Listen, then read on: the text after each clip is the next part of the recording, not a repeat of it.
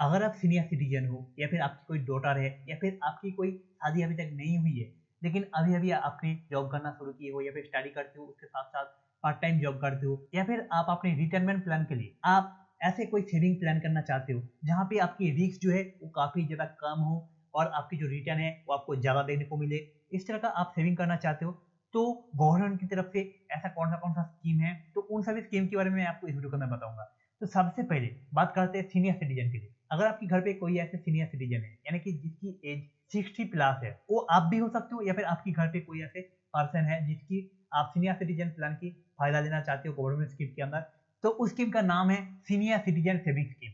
तो उसके लिए जो एलिजिबिलिटी है, जो स्कीम के अंदर अप्लाई करेगा उसकी एज जो है वो 60 प्लस होना चाहिए। स्कीम के अंदर अगर आप अप्लाई करते हो तो यहाँ पे आपको आज की डेट पे 8.2% आपको यहाँ पे इंटरेस्ट मिलेगा ही। तो अब बात करते हैं इस स्कीम के अंदर आप खुद को रजिस्ट्रेशन करते हो तो आप यहाँ पे मिनिमम और मैक्सिमम कितना पैसे आप यहाँ पे डिपॉजिट कर सकते हो। तो मिनिमम आप यहाँ पे 500 रुपीज आप यहाँ पे डिपॉजिट कर सकते हो और अप टू आप यहाँ पे 3 लाख रुपए तक आप यहाँ पे डिपॉजिट कर सकते हो। और मैच्योरिटी की बात आता है तो ये जो स्कीम है इसका जो वैलिडिटी है वो यहाँ पे 5 ईयर का रखा गया है। और इस स्कीम के अंदर अगर आप खुद को रजिस्ट्रेशन करवाना चाहते हो तो उस टाइम पे आपको यहाँ पे एक साथ आपकी जो पैसे है उसे आपको डिपॉजिट करना पड़ता है, यानी कि आपको यहाँ पे लमसम करना पड़ता है। आपको एक साथ आप जितने पैसे को डिपॉजिट करना चाहते हो उतने पैसे को आप डिपॉजिट कर देना। डिपॉजिट करने के बाद 5 ईयर बाद आपकी उस अमाउंट के अंदर 8.2% इंटरेस्ट जोड़ के आपको आपकी जो पैसे है वो आपको मिल जाएगा। और बात आता है यहाँ पे टैक्स की, आपको आपकी इनकम स्लैब के अंदर 80C के तहत आपको यहाँ पे 1.5 लाख रुपए तक आपको यहाँ पे टैक्स रिडक्शन मिल जाएगा। और लास्ट में बात आता है आप इस स्कीम के अंदर रजिस्ट्रेशन करना चाहते हो तो कहाँ पे कर सकते हो। सबसे पहले पोस्ट ऑफिस, आप किसी भी पोस्ट ऑफिस के अंदर जाके आप इसके अंदर रजिस्ट्रेशन कर सकते हो। इसके अलावा गवर्नमेंट जो बैंक है उसके अंदर भी जाके आप अपनी खुद को रजिस्ट्रेशन कर सकते हो इस स्कीम के अंदर। इसके बाद बात आता है अगर आपकी घर पे कोई ऐसी छोटी बच्ची है जिसका एज 0 ईयर से लेकर 9 ईयर तक है, तो उसके लिए गवर्नमेंट की तरफ से भी एक स्कीम लाया गया है। ये भी काफी अच्छा स्कीम है। इस स्कीम का नाम है सुरक्षा समृद्धि। तो जैसा कि मैंने आपको पहले बताया है अभी कि इस स्कीम के अंदर एलिजिबिलिटी जो है वो आपकी जो बच्ची है, छोटी जो बच्ची है आपके घर पे, उसका एज कम से कम 0 ईयर से लेकर अप टू 9 ईयर तक होना चाहिए। 9 ईयर से एक दिन भी ज्यादा होगा तो आप अपनी बच्ची को इस स्कीम के अंदर रजिस्ट्रेशन नहीं करवा सकते हो, इस स्कीम के अंदर अप्लाई नहीं करवा सकते हो। उसके बाद बात आता है स्कीम की जो इंटरेस्ट रेट है वो कितना है। आप अपनी बच्ची को अप्लाई करवाते हो तो आपको यहाँ पे 8% आपको यहाँ पे इंटरेस्ट रेट मिल जाएगा। आज की डेट पे आने वाला टाइम पे हो सकता है जो इंटरेस्ट रेट है वो बढ़ भी सकता है, घट भी सकता है। और इस स्कीम के अंदर पैसे को डिपॉजिट करने की जो लिमिट है वो भी यहाँ पे 500 से लेकर आप टू 1.5 लाख रुपए तक रखा गया है। अब बात आता है इसका जो मैच्योरिटी डेट है वो कितना दिन बाद हो। मान लीजिए अभी अभी आपकी जो बच्ची है वो जन्म लिया है और अभी आपने इस स्कीम के अंदर अपनी बच्ची की जो रजिस्ट्रेशन है वो करवा देते हो, तो उसके बाद आप टू मतलब आज से लेकर आपको 15 साल तक आपको यहाँ पे प्रीमियम जमा करना पड़ेगा। उसके बाद आपकी बच्ची की जब एज 21 साल की हो जाएगा तब आपको आपकी जो पैसा है वो इंटरेस्ट के साथ आपको यहाँ पे मिल जाएगा। अगर आप अपनी बच्ची को 9 ईयर में जाके आप इस स्कीम के अंदर अप्लाई करवाते हो तो उस टाइम पे आपको 9 ईयर से लेकर आपको 15 साल तक आपको पैसा देना पड़ेगा। 15 साल तक पैसा देने के बाद उसकी 6 साल बाद आपकी जो पैसे है आपकी बच्ची को मिल जाएगा। तो इस स्कीम के अंदर अगर आप अपनी बच्ची की रजिस्ट्रेशन करवाना चाहते हो तो आप यहाँ पे जितना कम एज पे आप करवा सकते हो उतना आपकी बच्ची के लिए फायदेमंद साबित होगा। और अब बात करते हैं इसकी जो टैक्स है, इसके अंदर भी आप जो अपनी डिपॉजिट प्लस आपकी जो विड्रॉल, जब आप विड्रॉल करोगे वहां पे आपको आपकी इनकम टैक्स स्लैब के अंदर आपको यहाँ पे 80C के तहत टैक्स डिडक्शन मिल जाता है। इसके बाद बात करते हैं फ्रेशर और नॉन फ्रेशर। हो सकता है अभी अभी आपने इनकम करना शुरू की हो या फिर आपकी कोई छोटा बच्चा है जिसका आप स्कीम के तहत आप फायदा लेना चाहते हो, तो इसके लिए भी गवर्नमेंट की तरफ से एक स्कीम चालू किया गया है जिस स्कीम का नाम है नेशनल सेविंग सर्टिफिकेट NSC। तो इस स्कीम के अंदर अगर आप खुद को रजिस्ट्रेशन करवाते हो तो आपको यहाँ पे मिनिमम 1000 रुपीज आपको यहाँ पे डिपॉजिट करना पड़ेगा, मैक्सिमम आप कितना भी यहाँ पे डिपॉजिट करवा सकते हो। और इस स्कीम के अंदर खुद को रजिस्ट्रेशन करने के लिए कोई भी एज यहाँ पे बांधा नहीं गया है, तो आप किसी भी एज के हो आप इस स्कीम के अंदर अप्लाई करवा सकते हो।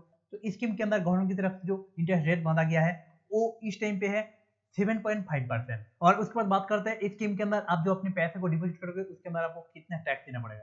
तो आप इस स्कीम के अंदर जितना पैसे आप खुद से डिपॉजिट करोगे उसके अंदर कोई भी आपको टैक्स देना नहीं पड़ेगा, लेकिन आप इस स्कीम के अंदर जितने पैसे डिपॉजिट करने के बाद उसके अंदर से जो आपको इंटरेस्ट डिडक्ट होगा उसके अंदर आपकी इनकम स्लैब के अंदर जितना टैक्स देना पड़ता है उस हिसाब से आपको यहाँ पे कैलकुलेशन करना पड़ेगा।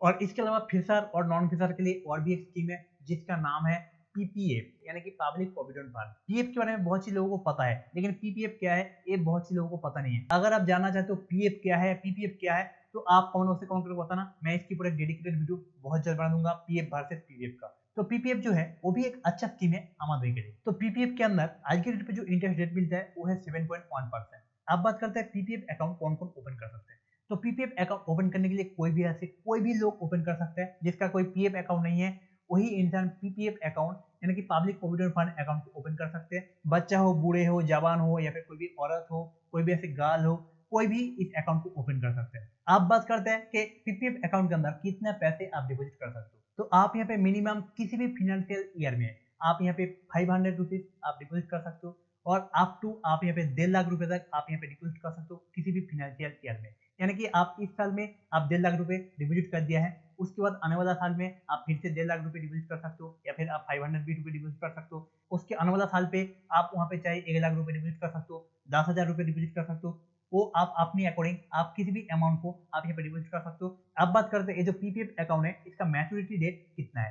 तो नॉर्मली इसका जो मैच्योरिटी डेट है वो 15 ईयर यानी कि 15 साल तक है। उसके बाद इस अकाउंट की जो लाइफ है उसे आप बढ़ाना चाहते हो 15 साल बाद, तो आप उसके बाद 5 ईयर, उसके बाद 5 ईयर, इस तरह से आप इसको एक्सटेंड भी कर सकते हो। वो आपके ऊपर डिपेंड करता है। तो आपके पास ऐसा कोई अमाउंट है या फिर आपकी ऐसा कोई प्लानिंग है जिसे आप लॉन्ग टर्म यानी कि आपकी रिटायरमेंट प्लान करना चाहते हो, तो उस टाइम पे ये जो अकाउंट है यानी कि पीपीएफ अकाउंट जो है वो आपकी आने वाला आपकी जो रिटायरमेंट प्लान है वो आपकी अच्छा खासा आप बना सकते हो स्कीम के तहत। लेकिन आप सोचते हो कि ये जो स्कीम है वो काफी लंबा है, 15 साल तक कौन आपके पैसे को फंसा के रखेगा। लेकिन आप चाहो तो 6 साल बाद आप स्कीम के तहत आप जितने पैसे को डिपॉजिट करोगे उसका 50% आप अपनी किसी भी ऐसे हालात आपके साथ आ जाता है यानी कि कोई भी ऐसे मेडिकल सिचुएशन आपकी लाइफ में आ जाता है, तो उस टाइम पे आप अपनी डिपॉजिट किया हुआ पैसे की 50% को आप 6 साल बाद से आप विड्रॉल कर सकते हो, उसके पहले आप विड्रॉल नहीं कर सकते हो। और ये जो पीपीएफ अकाउंट है इसका सबसे बड़े जो बेनिफिट है, भगवान ना करे किसी के साथ ऐसा हो, लेकिन कभी कभी ऐसा हो जाता है कि आपने कहीं पे लोन लिया है और लोन आप समय पे ना देने की वजह से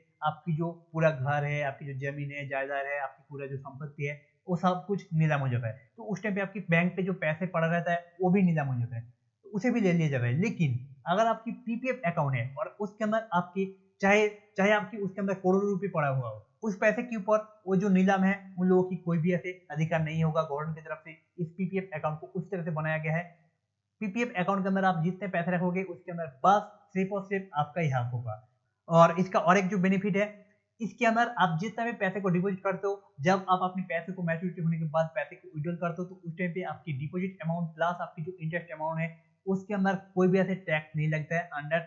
तो अभी तक मैंने आपको 4 यहाँ पे स्कीम बता दिया है जो कि गवर्नमेंट स्कीम है, जिसके अंदर रिस्क ना के बराबर होता है और यहाँ पे जो इंटरेस्ट रेट गवर्नमेंट की तरफ से आपको दिया गया है वही इंटरेस्ट पे आपको आपकी जो अमाउंट है आपको मैच्योरिटी होने के बाद मिल जाएगा।